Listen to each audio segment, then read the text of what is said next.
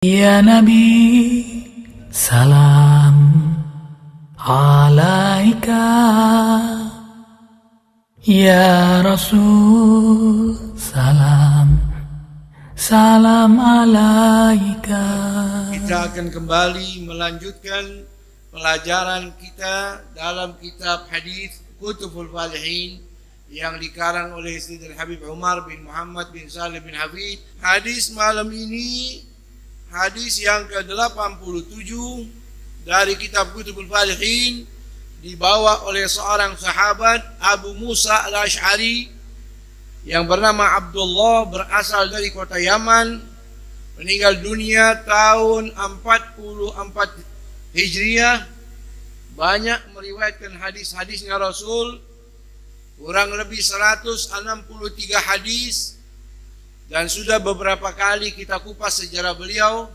Semoga Allah meridai dan kita mendapatkan barokahnya, amin. Gala-gala Rasulullah SAW, Rasul bersabda, inna min ijlalillahi ta'ala, termasuk daripada bagian di antara beragam dan bermacam hamba menghormati Allah, mengagungkan Allah, di antaranya ada 3. Yang pertama, ikramu di syaibatil muslimi, menghormati orang muslim yang sudah lanjut usia. Bahasa hadis, dzisyaibah, orang tua atau dzisyaibah yang sudah beruban, al-muslimi, lagi muslim pula. Jadi di antara beberapa bentuk cara mengagungkan Allah, bukan hanya sholat, zakat, puasa, haji, memuliakan Quran, masjid, dan tempat-tempat ibadah, memuliakan ulama, tapi di antaranya juga termasuk mengagungkan Allah ada 3. Yang pertama, menghormati orang muslim yang sudah tua renta. Kita lihat bagaimana keagungan Islam dan keluhuran budi pekerti yang ada dalam agama kita ini Islam, sampai harus menghormati orang muslim yang sudah tua, walaupun dia bukan bapak kita, bukan guru kita, dia bukan wali, dia bukan ulama, selagi dia muslim yang sudah lanjut usia, maka kita diperintah dan dianjur oleh Rasul menghormati beliau-beliau itu. Sehingga baginda Nabi kita Muhammad SAW menerapkan akhlak ini kepada kita semua, yang mana bersumber ketika mana dalam riwayat Rasul tidur, arani fil manam, aku pernah tidur mimpi, dan mimpinya para nabi itu wahyu, beda sama mimpi-mimpi kita. Kalau mimpinya nabi, wahyu daripada Allah Ta'ala. Saya tidur, dalam tidur saya menggunakan siwak seperti ini. Fajadabani rajulani ahaduhumal akbar wal akharu asghar. Ketika dalam mimpi saya sedang bersiwak, ada 2 laki-laki, yang satu masih muda, yang satu sudah tua. Dua-duanya mentak siwak saya. Fanawaltu siwaka al-asghara, maka ku kasih siwak saya kepada yang masih muda. Faqila li kabbir, maka tiba-tiba terdengar suara dalam mimpi saya, kasih yang tua, muliakan yang tua, dahulukan yang tua. Fadafa'tuhu ilal akbar, maka aku kasih siwak itu kepada yang sudah lanjut usia. Dan dibalik sir menghormati orang tua ini, ya, kita bisa melihat bagaimana Nabi Allah Ibrahim alaihissalam.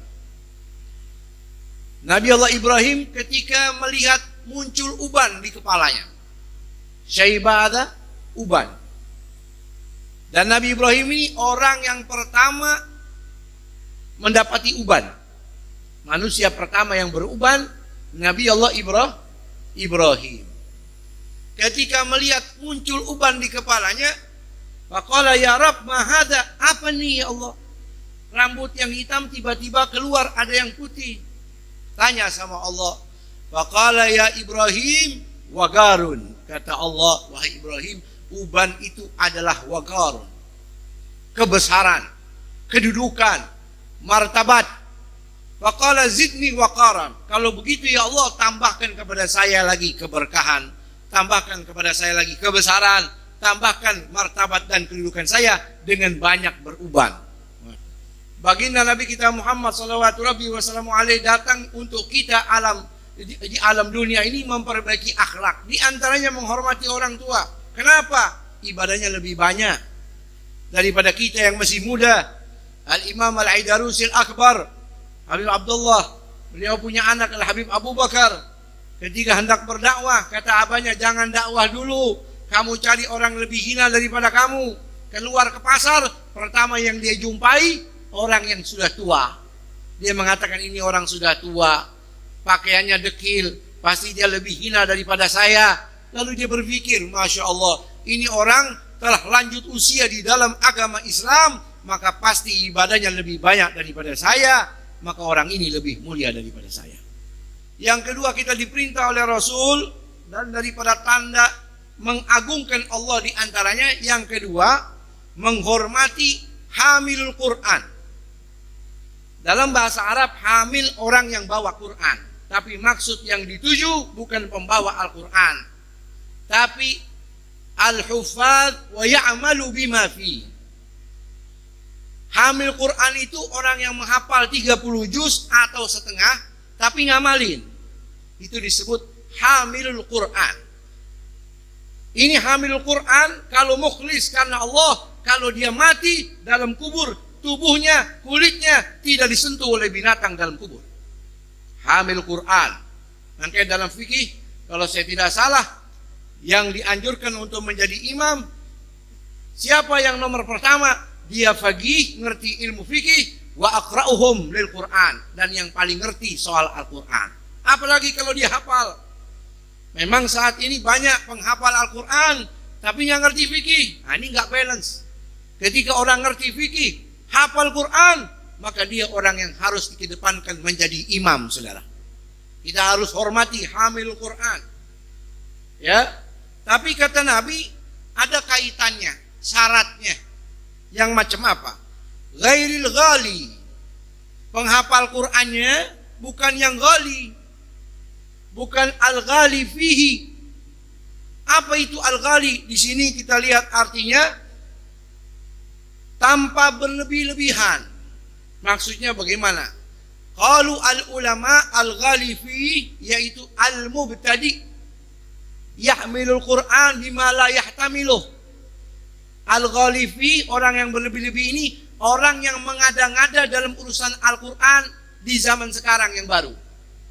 Dalam bentuk lahan, dalam bentuk lagomnya. Di zaman Nabi tidak dibaca seperti itu, di zaman sekarang dibaca dengan nada-nada seperti apa yang tidak layak dengan Al-Quran. Ini Al-Quran saking mulianya, saudara, kita nyanyiin dengan nada gambus, nggak pantas. Betul? Dengan nada dangdut, pantas nggak? Dengan nada pop, nggak pantas. Apalagi dengan nada-nada di luar itu, nggak pantas. Itu yang dimaksud berlebih-lebihan. Al-Ghalifi, kata ulama, al-mubalaghah fi tajwid. Orang yang berlebihan di dalam tajwid itu al-Ghalifi. Bukan yang meninggalkan tajwid, berlebihan di dalam tajwid. Yang mestinya 6 harokat dibaca lebih daripada itu. Inna fatahna laka fatham mubina. Inna mestinya beberapa harokat, tapi berlebihan. Inna dia baca panjang sampai 15 menit. Nah, ini mubalaghah fi tajwid. Nyambung nggak? Nyambung nggak? Ini mubalaghah fi tajwid. Al-Ghalifi artinya banyak kata ulama. Di antara makna al-Ghalifi alladzi yahkum bi ra'yih. Orang yang menafsirkan Quran dengan akalnya, dengan seenaknya, nggak ngerti tafsir, hafal Quran juga kagak, juz amma masih endet-endetan. Ini al-Ghalifi, bahaya orang semacam ini. Walaupun dia hamil Quran, kalau Ghalifi dia tidak layak untuk dihormat. Orang yahkum bil Quran bi ra'yihi. dengan pendapatnya, bukan bertanya kepada ulama, bukan merujuk kepada tafsir. Ini yang semacam ini al-Ghalifi. Termasuk al-Ghalifi alladzi yastadil minal Qur'an bima yuwafiq hawa. Termasuk al-Ghalifi yang berlebih-lebihan dalam Al-Qur'an, yaitu orang yang mengambil dasar hukum dari Quran yang seenaknya dia, yang cocok dengan hawa nafsunya. Yang ini boleh kita ikutin, yang ini jangan, agak susah. Yang ini kita ikutin, ini enak.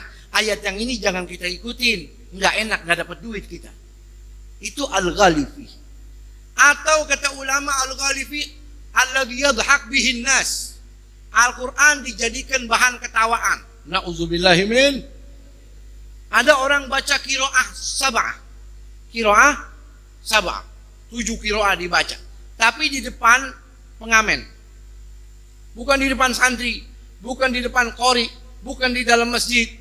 Di lapangan, di depan para olahragawan lah. Contohnya dia baca qiraah wadduha jadi wadduhe. Wadduhe. Ketawa semua orang. Ini al-Ghalifi menempatkan Quran di bukan tempatnya.